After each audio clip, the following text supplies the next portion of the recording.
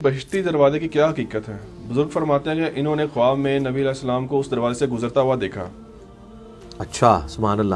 تو نبی علیہ السلام نے جب اشرف تھانوی صاحب کے خواب میں آ کے دیوبند مدرسے کی بنیادیں کھینچی تھی تو انہی پاک پتن والوں نے دیوبند مدرسے کو نبی علیہ السلام کا مدرسہ کیوں نہیں باندھ لیا؟ ٹھیک ہے نا، نبی علیہ السلام کو خواب میں دیکھنا یہ نہیں، میرا کلپ ہے خواب میں دیدار مصطفیٰ صلی اللہ علیہ وآلہ وسلم کی حقیقت، لاکھوں لوگ یوٹیوب پہ دیکھ، اس میں نے یہ پوری کی پوری ڈیٹیلز بتائی ہیں۔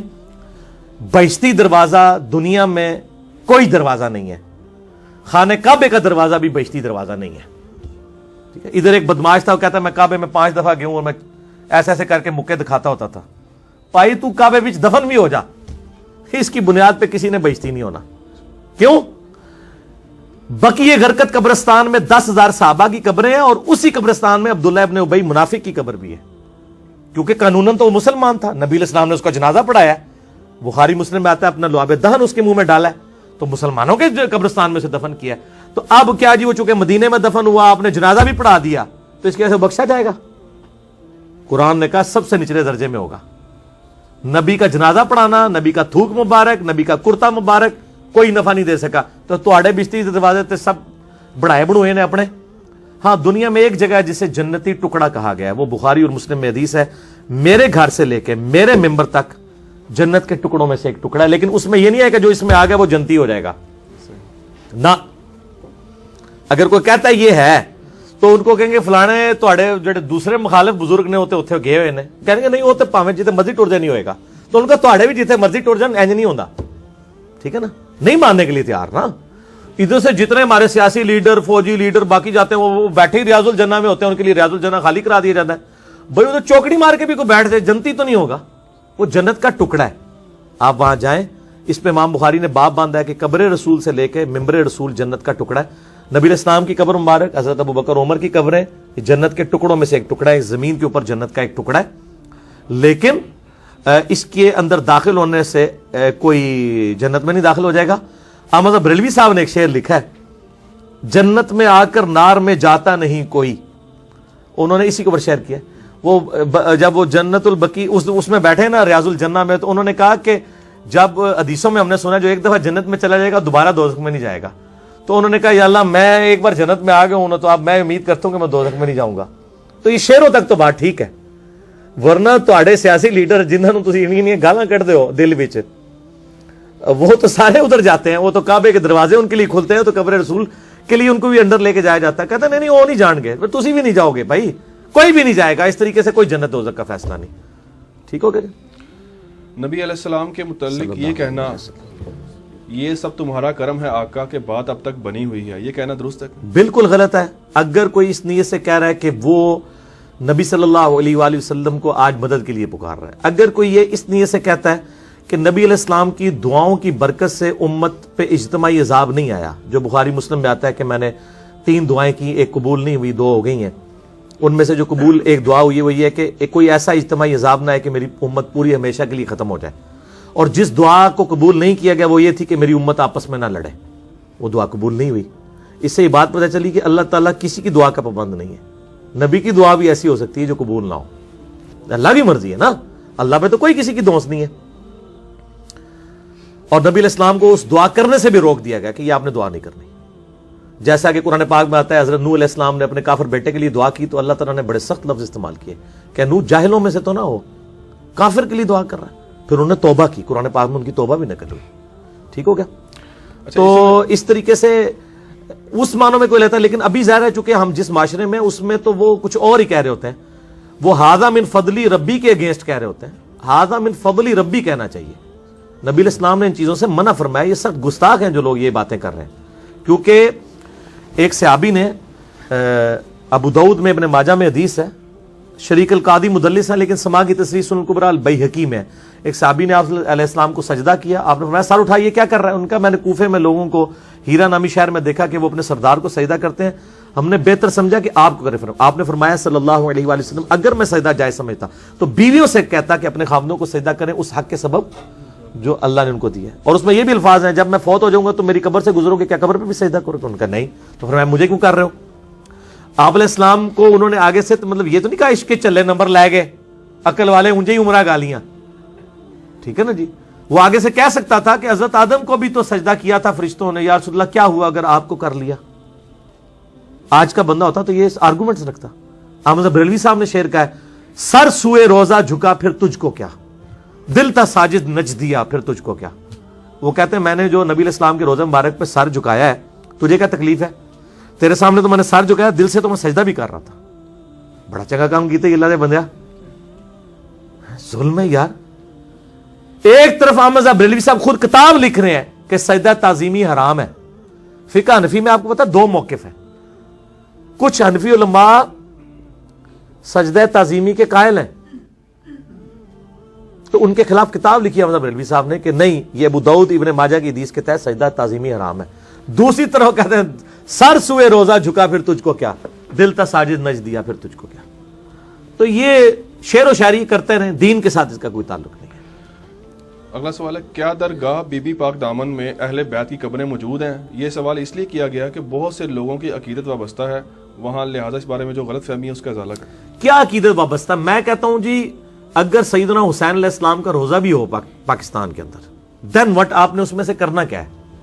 زیادہ سے زیادہ آپ قبر پہ حاضری دیں گے, نہ جھکیں گے اور نہ ان کو سجدہ کریں گے, نہ قبر کو چومیں گے, دعا کریں گے ان کے لیے جو عام میت کے لیے کرتے ہیں. رہا صلاۃ و سلام پڑھنا, وہ تو ہر میت کے اوپر آپ کہتے ہیں. صحیح مسلم میں حدیث ہے, السلام علیکم اہل الدیار من المؤمنین والمسلمین. آپ وہاں جا کے السلام علیکم یا جو ہے وہ ابا عبداللہ حسین ابن علی یہ کہہ لیں, کسی کا فرق پڑتا ہے؟ اگر آپ کہتے ہیں کہ اس کی وجہ سے کوئی ادھر فرق پڑ جانا ہے میرے بھائی, تو انہی سے پوچھیں کہ اگر انہی چیزوں کی وجہ سے فرق پڑنا ہوتا, ان مزارات کی وجہ سے, اس وقت دنیا میں کافروں کے زیر اثر سب سے بڑا ملک مسلمانوں کا ہے ہی عراق ہے, اور سارے مزار ادھر ہیں, کربلا بھی ادھر ہے, تو کوئی فرق تو نہیں پڑا. تو بی بی پاک دامن کے مزار سے کوئی فرق تو نہیں پڑ جانا. ٹھیک ہے نا. باقی یہ تاریخی سوال ہے, ہمیں نہیں پتا کہ ہے یا نہیں ہے, نہ اس سے کچھ نکلنا ہے. ہم نماز میں محمد اور آل محمد صلی اللہ علیہ وآلہ وسلم پر درود پڑھ رہے ہیں, وہ جہاں جہاں دفن ہے, بخاری مسلم کے الفاظ ہیں, تمہارا درود و سلام ان تک پہنچ جائے گا, پہنچ رہا ہے. That's all. میرا تیسرا سوال یہ ہے کہ لوگوں کی ڈیمانڈ ہے کہ چند علماء حق کے نام تو بتا دیں آپ, اور ساتھ ہی یہ ہے کہ علماء بدعت جو ہیں اہل بدعت علماء ہیں ان کی نشانی بھی کر دیں, اور ساتھ آپ یہ بھی جانتے ہیں کہ طارق جمیل صاحب ہوں, الیاس قادری صاحب ہوں, توصیف الرحمان راجدی صاحب ہوں, یہ اپنی اپنی تقریروں میں جھوٹی روایت بھی پیش کر جاتے ہیں, اور جاوید احمد غامدی صاحب بھی عجیب و غریب جو ہے نظریات امت کے اندر پروپوگیٹ کر رہے ہیں. اس کے اوپر آپ اس تو بغیر تسلی نہیں سی نا ہونی, غامدی صاحب نہ نہ لیندے. اچھا چاروں میں کیا کروں؟ اچھا چاروں آگے سب خوش کر دیا. اچھا وہ اور بھی ہے نا, ناصر عباس صاحب بھی, غضنفر عباس صاحب, ادھر تک تو ہم جاتے ہی اچھا ادھر تک نہیں جاتے, نہیں ساروں تک جائے کریں, سارے ہمارے بھائی ہیں. ٹھیک, ظاہر ہے وہ جب سارے ہی تو ہمارے بھائی ہیں نا, کیا کریں, ہمارے لیے تو برابر ہے سارے. جی جی, ساری غلط روایتیں بیان کر رہے ہیں نا. تو پہلی بات یہ کہ یہ جو علماء حق کی لسٹ ہے, یہ لسٹ آپ میرے سے پہلے ان لوگوں سے بنوائے نا جا کے, جن کے آپ لوگ نام لے رہے ہیں. وہ تو ہم جن کے پاس جائیں گے وہ تو اپنے ہی بارے میں کہیں گے, اپنے ہی بارے میں تو ذرا کہیں سا بتا گے. دیں. تو اس کا مطلب یہ ہے کہ اس کا پہلا تو جواب الزامی یہ ہے کہ بریلوی جو ہے نا, ان کے لیے جواب یہ ہے کہ آپ کے علماء حق ہیں, پاویں کوڑ بھی مارن. دیوبندیوں کے لیے ان کے علماء حق ہیں, اہل حدیث کے لیے ان کے علماء حق ہیں, اہل تشیع کے لیے ان کے علماء حق ہیں, اور باقی مغازِ فکر کے لیے اپنے اپنے علماء ہیں. تو میں علماء حق کے آپ کو نام بتا دیتا ہوں. یہ امام بخاری, امام مسلم, آگے امام ترمذی کی پڑھی گئی نیچے کتاب جامع ترمذی, امام نسائی, اور آگے سنن ابی داؤد اور سنن ابن ماجہ اور مشکات. یہ علماء حق ہیں. مطلب یہ تو کسی کے بھی نہیں ہے ان میں سے؟ پھر نہیں, سارے مانتے ہیں ان کو, انہی پہ تو متفق ہے. یہ کسی سے بھی نہیں ہے نا. ہاں نہیں, یہ سب مانتے ہیں. اچھا آپ کہہ رہے ہیں ان کے بعد والے. تو بعد والوں کے لیے چونکہ اب رولا پہ گیا بعد رشتے, تو اس کے لیے ایک ہی کرائٹیریا ہے کہ جو اکثر اہل حدیث علماء سناتے ہیں ایک بخاری کی حدیث, صحیح بخاری میں انٹرنیشنل نمبر کے مطابق 2311 نمبر حدیث ہے, بڑی لمبی حدیث ہے کہ حضرت ابو ہریرہ کو شیطان نے انسانی شکل میں آ کے آیت الکرسی کا وظیفہ دیا, اور نبی علیہ السلام نے تصدیق کر دی. اس نے کہا کہ جو رات کو آیت الکرسی پڑھ کے سوئے تو صبح تک اللہ تعالیٰ شیطان سے اس کی حفاظت کرتا ہے. تو نبی علیہ السلام نے فرمایا کہ ہے تو وہ جھوٹا تھا, جو انسانی شکل میں آیا وہ شیطان تھا, تو اس کو پہچان نہیں سکا, لیکن اس نے بات سچی کی ہے. تو اگر شیطان بھی کوئی جھوٹی بات جو ہے وہ اچھی بات کر دے, اگرچہ شیطان جھوٹا ہے لیکن بات صحیح ہو تو آپ اس کی تصدیق کر دیں. ہم تو میرے بھائی کبھی یہ رسک نہیں لیں گے کہ آپ کو کوئی لسٹ بنا کے دیں, اس لیے کہ سب سے پہلے تو ہمیں اس لسٹ سے اپنے آپ کو باہر نکالنا پڑے گا, کیونکہ باقی سارے علماء کہہ رہے ہیں یہ تو بہت بڑا جو ہے وہ فتنہ ہے اس دور کا. ٹھیک ہے, تو یہ تو ہم رسک لے ہی نہیں سکتے. اور ہمارا موقف شروع سے یہی ہے کہ تمام مکاتب فکر کے علماء کو سنیں, تاکہ آپ کو پتہ چلے کہ سب کے پاس ہی کچھ نہ کچھ حق ہے اور بہت کچھ باطل موجود ہے. کمپیریٹیو سٹڈی کریں. اگر آپ بین لگا دیں گے نا تو یہ اکثر کہتے ہیں نہیں وہ اگر اہل حدیث ہوں گے وہ کہیں گے نہیں اہل بدعت کے نہیں لیکچر سننے چاہیے. اچھا, وہ بریلوی دیوبندی ہوں گے وہ کہیں گے بد مذہبوں کے نہیں سننے چاہیے. وہ ہر ایک نے اپنی اپنی ادبی گالیاں ڈیوائز کی ہوئی ہیں نا, بدعتی, بد مذہب, گستاخ, مشرک. ٹھیک ہے, یہ ساری ادبی گالی ہیں. غیر ادبی تو نہیں موٹیاں نے, وہ میں نہیں کاٹ سکتا, وہ علماء کا ہی خاصہ ہے, یہ انہی کو ہی شرف حاصل ہے, میری تو اتنی کمپیٹنسی نہیں ہے. تو غیر ادبی گالیاں انہوں نے ڈیوائز کی ہوئی ہیں دوسرے علماء کے لیے, اور ان کے لیے کہتے ہیں وہ بدعتی ہیں اور وہ بد مذہب ہیں. یہ دوسروں کو بڑے ببانگے دھول کہتے ہیں, اپنے لوگوں کو کلیم کرتے ہیں جی ان جیسا تو ہے ہی کوئی نہیں ہے. تو ان کو کہیں کہ ہمارا موقف یہ ہے, جس کا بھی سوال ہے, کہ آپ سب کو سنیں, جس کی بات صحیح ہے وہ قبول کر لیں اور کاؤنٹر ویریفائی کریں. ادروائز اگر یہ آپ کریں گے تو میں ابھی ان کو ایک پھکی دینے لگا ہوں کہ اگر ایک قادیانی یہ سوچنا شروع کر دے کہ میں نے قادیانی کے مربیوں کے علاوہ کسی کا لیکچر اور بات ہی نہیں سننی, تو اس کو ختم نبوت سمجھ آئے گی. تو اللہ کے بندو, تو ہی تو نہیں پتہ لگنا کہ بخاری اور مسلم میں نماز کا طریقہ کیا لکھا ہوا ہے. انڈیا پاکستان میں رہتے ہوئے تو بڑی مشکل سے سمجھ آئے گا, سعودیہ چلے جائیں تو پتہ چل جائے گا, یا کہیں کسی نے بیچارے نے غلطی سے بخاری مسلم کھول دی. تو آپ بھی تو غلط ہو سکتے ہیں جب آپ دوسروں کے بارے میں ایکسپیکٹ کر رہے ہیں نہیں آپ ہمارے علماء کے لیکچر ضرور سنیں, تو جب آپ دوسروں کو منع کر رہے ہیں تو دوسرے آپ کے علماء کو منع کریں گے. اس کا تو اینڈ رزلٹ ہی کوئی نہیں نکلے گا. ہم کہتے ہیں سب کو سنیں, جس کی جو بات حق ہے وہ قبول کریں, جو غلط بات ہے وہ چھوڑ دیں. ادروائز تو یہ تو ہدایت کا دروازہ ہی بند ہو جائے گا اگر ہم یہ کلیم کرنا شروع کرتے ہیں. اور ان کی آپ ایمانداری دیکھ لیں, کہتے ہیں نہیں وہ علماء اگر گمراہ ہیں تو ان کو نہیں سننا چاہیے, تو اس سے بندہ گمراہ ہو سکتا ہے. ان کو کہ اللہ کے بندو, یہی تو آپ کے علماء کے بارے میں دوسرے بھی کہہ رہے ہیں, تو پھر آپ کیوں کہہ رہے ہو؟ یعنی اگر کوئی ایک دیوبندی آپ کو کہتا ہے نا کہ صرف علماء کو سنیں, انجینئر صاحب کو نہ سنیں, ان کو کہ ٹھیک ہے ڈاکٹر طارق القادری صاحب کو سنتے ہیں, کیونکہ نہیں وہ تو بڑا گمراہ ہے. ان کو کہ تو جاہل ہے, تو ان سے بڑا عالم ہے کہ ان کو گمراہ کہہ رہا ہے. نہیں, ہمارے علماء نے فارغ کر دیا. تو پتہ چل گیا. وہ کہتے وہ یہ نہیں کہہ رہے ہوتے کہ علماء کو سنیں, وہ کہتے ہیں ہمارے علماء کو, علماء نہیں. یہ دنیا کے ہی پروفیسرز اور ڈاکٹرز اور انجینئرز کا حوصلہ ہے جو دوسرے لوگوں کی طرف بھی ریکمینڈ کر دیتے ہیں اور دوسرے لوگوں کی بھی تعریف کر دیتے ہیں. ان میں حوصلہ نہیں ہے دوسرے مکتب فکر کی, اس لیے کہ دنیا کے ڈاکٹر, انجینئرز, ایڈوکیٹس, یہ جو جتنے لوگ ہیں یہ کم از کم کسی کتاب کے اوپر متفق تو ہیں نا. ہم لوگ صرف نام کی حد تک قرآن اور سنت کے اوپر متفق ہیں, جب پریکٹیکل عمل کرنے کی باری آتی ہے تو کوئی نہیں ماننے کے لیے تیار, نہ قرآن کی توحید ماننے کے لیے تیار ہے, نہ کتاب و سنت کے دلائل ماننے کے لیے تیار ہے. اس لیے میں کہتا ہوں دنیا کے پروفیسرز تو بہتر ہیں, کم از کم آپ ان کو اگر مشورہ دیں تو وہ آپ کی بات مان لیتے ہیں, آپ کی بے عزتی نہیں کرتے. یہ تو فوراً بے عزتی پہ اتراتے ہیں. تو یہ بالکل قدغن نہ لگائیں. اسی طریقے سے اگر آپ کو کوئی بریلوی کہتا ہے نا کہ جی صرف علماء کو سنیں, ان کو کہیں ٹھیک ہے طارق جمیل صاحب کو سنتے ہیں, کہتے ہیں نہ سننا. تو یہ اپنے اپنے فرقوں کے علماء کی بات. تو یہ بالکل اسلام میں کوئی ایسی بات نہیں ہے کہ آپ نے کس کو سننا ہے. نہیں, یہ بات ہے کہ شیطان بھی اگر صحیح بات کرے اس کی تصدیق کریں, فائنل اتھارٹی کتابوں کو مانیں. اسی بات کے پر میں آپ کو ایک بات بتاتا ہوں. یہ تو آپ کہتے ہیں نا کہ ہر ایک کو سنیں اور جو اچھی بات ہے وہ لے لیں. تو اتفاق سے ایک گروپ چلتا تھا, میں نے اس میں آپ کی ویڈیو شیئر کر دی. اچھا. تو انہوں نے کہا نہیں, جتنے بھی گروپ کے ممبرز تھے ان کو کہا نہیں بھائی ان کی نہیں سننی, یہ آپ کو گمراہ کر دیں گے. اچھا. میں نے بھی ان کی سنی ہے ویڈیو نا. تو میں نے پوچھا آپ پھر صحیح ہیں یا گمراہ ہو گئے؟ تو بلاک کر دیا انہوں نے مجھے. بلاک کر دیا. تو اس کا مطلب ہے کہ وہ گمراہ ہی رہے, صحیح ہونے کی کوشش نہیں ہونے کی. چلا ان کا بلاک کرنے کے بعد. ٹھیک ہے جی, آگے چلیں. سوال نمبر 16 یہ علی بھائی کہ سیکنڈ لاسٹ ہے, 17 آپ نے کہا. 17 ہی رکاتا ہوں, بتائیے نا رکاتا ہوں. دن رات 17 ہی نے پائی. جی نفل شامل نہیں کروں گا. ہاں نفل نہیں شامل کروں. آپ کا دعویٰ ہے کہ علماء جو ہیں قرآن و حدیث کے ترجمے پڑھنے سے روکتے ہیں. لیکن بالکل روکتے ہیں. بہت سے لوگوں سے ملاقات ہوئی, وہ کہتے ہیں نہیں بھائی ترجمہ پڑھنے سے کوئی نہیں روکتا, ترجمہ جو ہے بغیر تفسیر پڑھنے سے روکتے ہیں کہ تفسیر بھی پڑھیں. اور صحیح بخاری میں حدیث بھی ہے کہ آخری زمانے میں کچھ نوجوان ایسے پیدا ہوں گے جو قرآن پڑھیں گے بھی اور وہ ان کے حلق سے نہیں اترے گا اور ایسے خوارج بھی بن گئے.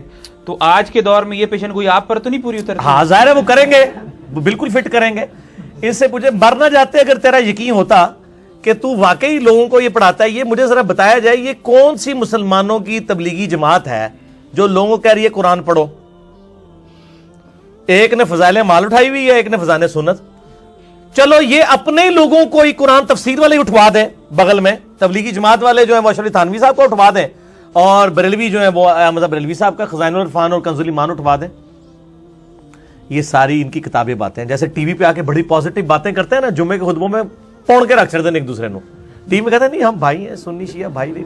یہ وہ غامدی صاحب نے ایک بڑی پیاری بات کی تھی, ان سے کسی نے پوچھا کہ یہ فرقہ واریت کا سلوشن کیا ہے, تو انہوں نے بڑی اچھی بات کی. انہوں نے کہا فرقہ واریت کا سلوشن یہ ہے کہ ہمارے علماء جو ٹی وی پہ میٹھی میٹھی باتیں کرتے ہیں نا, یہی جمعے کے خطبوں میں شروع کرتے ہیں. تو وہ غامدی صاحب کہتے نہیں ہونا کرنی, کسی پلے کھینچنا رویو ایک کام نہیں ہے وہ, کیونکہ ان کا تو وہ تفریق قائم رہے گی تو ان کی یہ یعنی چندوں والے معاملات چل رہے ہوں گے نا.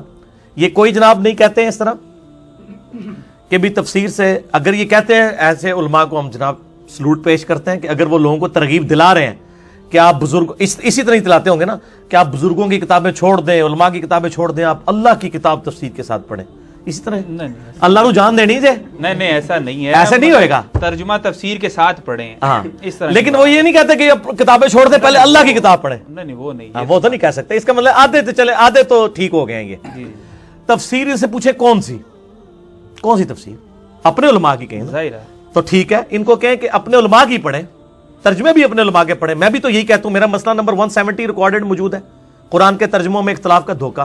میں تو کہتا ہوں کوئی بریلوی ہے, احمد بریلوی صاحب کا ترجمہ پڑھ لے, دیوبندی ہے اشرف تھانوی کا پڑھ لے, اہل حدیث ہے جونا گھڑی صاحب کا پڑھ لے, شیعہ سید فرمان علی شاہ کا پڑھ لے, اور اگر کوئی بیچارہ سادہ مسلمان ہے مودودی صاحب کا پڑھ لے, فتح محمد جلندری کا پڑھ لے, جس کا مرضی پڑھیں آپ. تفسیر بھی جس کی مرضی پڑھیں, لیکن وہ تفسیر یہ نہیں ہونی چاہیے کہ بزرگ فرماتے ہیں, حضرات فرماتے ہیں, علماء کا خیال ہے, وہ صحیح الاسناد حدیث سے ہونی چاہیے. تو پڑھیں, سب کا پڑھیں, ہم اجازت دیتے ہیں. یہ نہیں کر رہے ہوتے نا, یہ اپنے فرقوں کی تفسیر کی طرف بلا رہے ہوتے ہیں, قرآن کی تفسیر کی طرف نہیں بلا رہے ہوتے.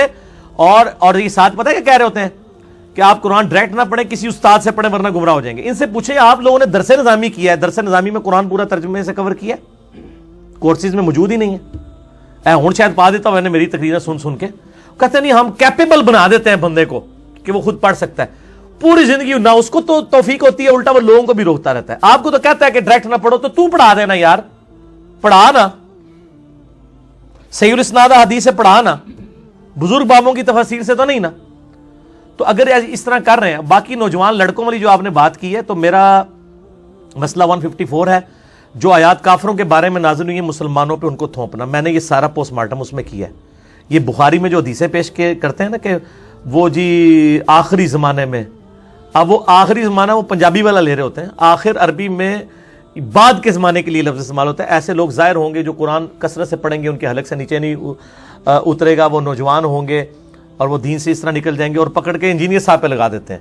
ان سے پوچھیں آپ کے فرقوں کے نوجوان جو ہیں, یعنی دیوبندیوں کے نوجوان تو تبلیغی جماعت میں, ان کے اوپر آپ کیوں نہیں لگا رہے؟ ان کو تو قرآن کا ترجمہ بھی نہیں آتا, وہ شاید اس لیے نہیں لگاتے ہوں گے, آتا ہی نہیں, اسی لیے نہیں آتا نا کہ کہیں وہ فضیلت وہ کہیں وہ خوارج والی کوئی فٹر نہ ہو جائے, اس لیے وہ بڑا صحیح کام کر رہے ہیں. اور یہ دعوت اسلامی والے جو کچھ کر رہے ہیں ادھر یہ کہیں گے, اور جب آپ کے قرآن کو نہیں پڑھتے وہ کہتے ہیں جی یہ قرآن کا ہی نچوڑ ہے جو فضائل مال میں نکال دیا ہے, یہ قرآن کا ہی نچوڑ ہے, یعنی قرآن اور حدیث کی تعلیمات کو نچوڑ دیا ہے انہوں نے.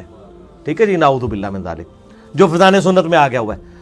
ایک طرف یہ دفاع کریں گے, دوسری طرف یہ میرے بھائی خوارج کا پورا چیپٹر ہے بخاری میں, خود کھول کے پڑھیں, ان مولویوں کے دھوکوں سے بچیں. یہ خوارج مولا علی علیہ السلام کے زمانے میں ظاہر ہوئے, جنگ نہروان پہ ان کو قتل کروایا گیا.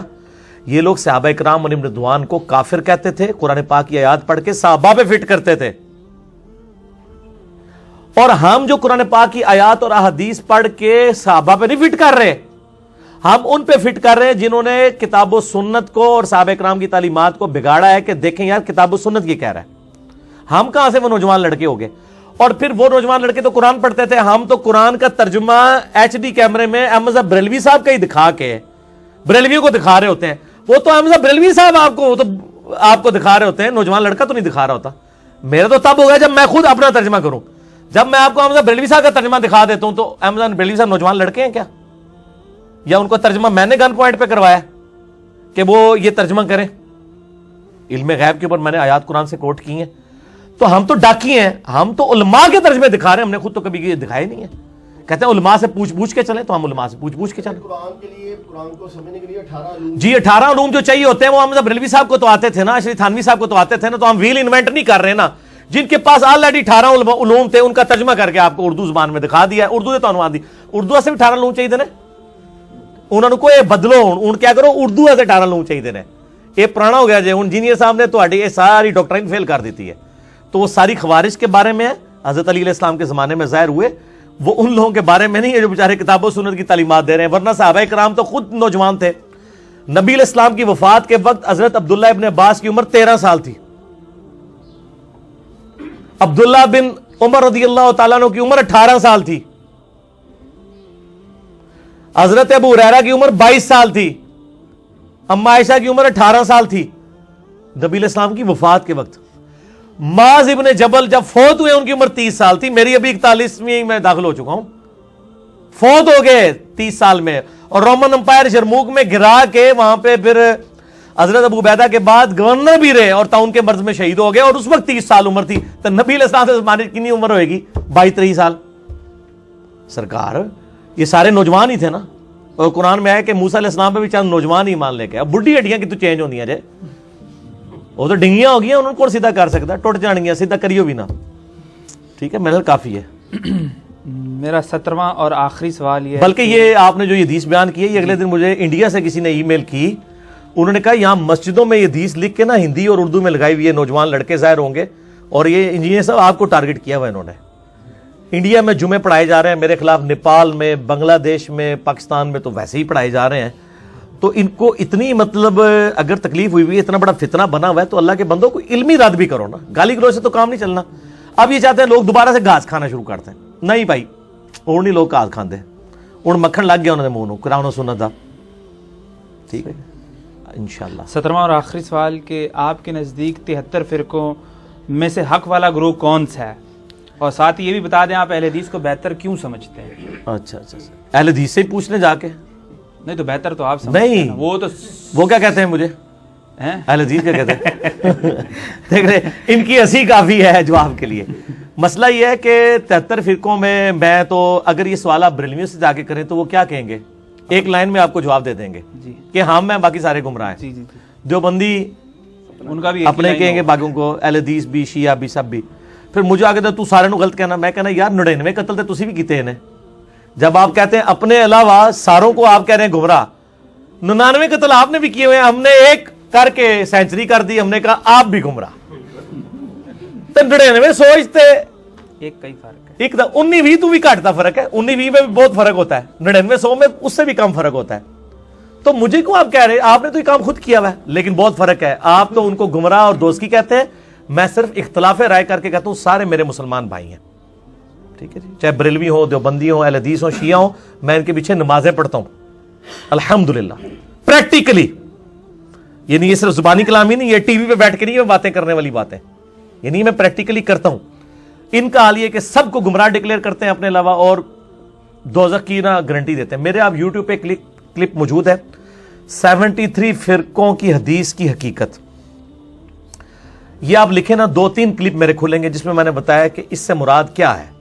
ایک گروہ, چاہے وہ کسی مکتبہ فکر سے بھی تعلق رکھنے والا کوئی بندہ ہے, وہ اس گروہ کا حصہ ہے جو کتاب و سنت کے دلائل کو حتمی مانتا ہے. اس سے مراد کوئی ایک جھنڈا نہیں کسی نے اٹھایا ہوا, اور باقی ڈیٹیلز میں نے اس میں بتائی ہے, آج ڈیٹیل میں جاؤں گا. باقی رہا اہل حدیث کا مسئلہ, اہل حدیث کو میں نے ایز اے مکتبہ فکر کبھی نہیں کہا کہ اہل حدیث مکتبہ فکر جو ہے میں اس کو ٹاپ پہ مانتا ہوں. میں اہل حدیث کے منہج کی بات کرتا ہوں جس پہ اہل حدیث خود بھی عمل کریں تو, یعنی کتاب و سنت اور اجماع امت, اور جہاں پر ضرورت پڑے اجتہاد. یہ نہیں ہے کہ جب رفع الیدین کی حدیثیں بخاری مسلم میں آئیں وہ تو میں نے مان لینی ہے, اور آل امیہ کی بدماشیوں کے اوپر جو بخاری و مسلم میں حدیثیں آئی ہیں ان کو ننگا کرنے کے لیے وہ جب بیان کرے تھے ایک گلاں کرنی نہیں چاہیے دیا, یہ کہنا شروع کرتے ہیں. یہ تو پھر ادھے تیتر ادھے بٹیر والے اہل حدیث ہوئے نا. پھر صحیح آل الحدیث بنو نا, صرف رفع الیدین والے اہل حدیث نہ بنو. ٹھیک ہے, تو باقی وہ آپ 73 فرقوں والا دیکھ لیں تو انشاءاللہ تعالیٰ آپ کو کلیئر ہو جائے گا. میرا خیال ہے ابھی 2 گھنٹے ہونے والے ہیں آلموسٹ, تو تھوڑا سا وقفہ کر لیتے ہیں. اور ابھی تو 4-5 گھنٹے اور نشست چلنی ہے, لیکن جن لوگ دوسرے شہروں سے آئے میں ان سے ملاقات بھی کر لوں, اور تھوڑی گپ شپ کر لیں، پھر وقفے کے بعد انشاءاللہ تعالیٰ اس کو آگے لے کے چلتے ہیں۔ اللہ تعالیٰ سے دعا ہے جو حق بات میں نے کہی اللہ تعالیٰ ہمارے دلوں میں راسخ فرمائے، اگر جذبات میں میرے منہ سے کوئی غلط بات نکل گئی اللہ تعالیٰ ہمارے دلوں سے محو کر دے، ہمیں کتاب و سنت کی تعلیمات پر عمل کر کے دوسرے بھائیوں تک پہنچانے کی توفیق عطا فرمائے۔